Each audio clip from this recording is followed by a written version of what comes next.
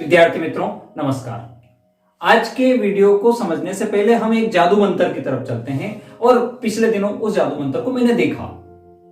मेरे घर में कुछ नेप्थिलिन की गोलियां एक बॉक्स के अंदर रखी हुई थी, संदूक के अंदर रखी हुई थी।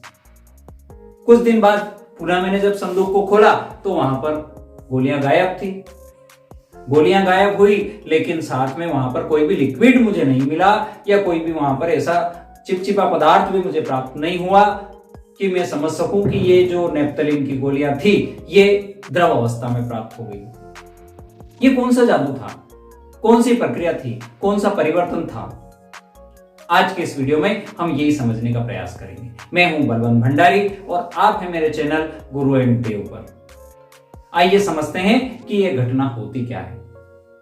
विद्यार्थी मित्रों, सबसे पहले हम बात करते हैं कि पदार्थ की अवस्थाएं कितनी होती है। तो पदार्थ की 3 अवस्थाएं होती है। पहली अवस्था ठोस, दूसरी द्रव और तीसरी गैस। जब किसी ठोस पदार्थ को हम ऊष्मा देते हैं तो वह द्रव अवस्था में परिवर्तित हो जाता है, यानी ताप बढ़ाने पर वो द्रव अवस्था में आ जाता है। यदि और ताप बढ़ाया जाए तो वो गैस अवस्था को प्राप्त कर लेता है। यानी किसी पदार्थ को हम हीट दे रहे हैं, ताप दे रहे हैं तो वो द्रव अवस्था को प्राप्त करता है, और यदि हमने ताप दिया और हीट दी तो वो गैस अवस्था को प्राप्त हो जाता है। इसके विपरीत यदि गैस अवस्था में कोई गैसी पदार्थ हमारे पास है, यदि उसको हमने ठंडा किया, क्या किया, उसको ठंडा किया, तो वो द्रव अवस्था में आ जाएगा, यानी इससे ऊष्मा ले ली हम।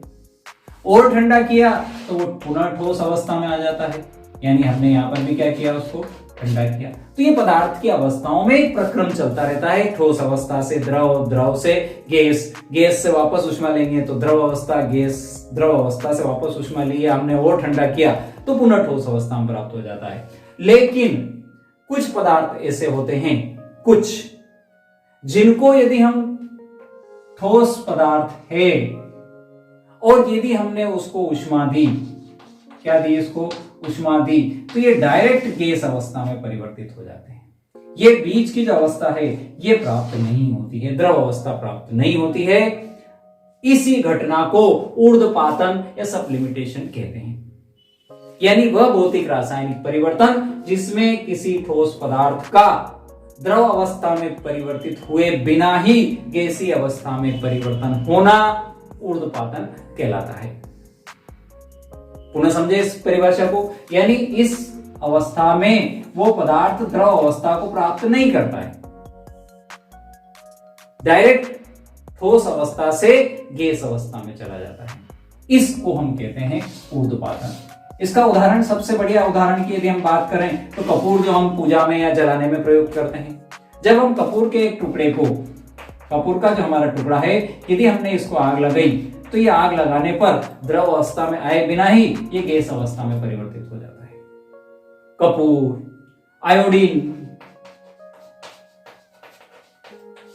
नेप्थिलिन की गोलियां,